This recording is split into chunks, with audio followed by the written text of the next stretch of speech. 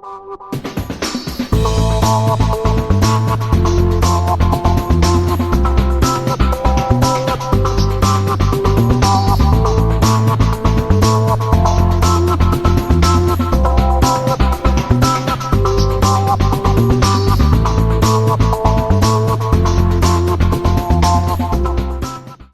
bin von der Firma Klimageräte GmbH.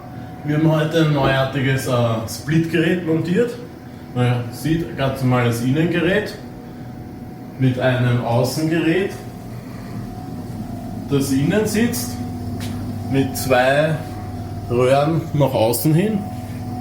Einmal Ansaugung, einmal Auslass. Optimal für Altbau, wo es ein Klo, Speisekammer ähnliches gibt, das man als Maschinenraum nutzen kann. Man sieht außen nur zwei Lüftungsgitter, sonst gar nichts. Wie man hört, ist das Ganze auch sehr leise. Gibt es auch in verschiedenen Arten als Multisplit-System oder auch mit anderen Innengeräten, Kassettengeräte, Kanalgeräte oder ähnliches.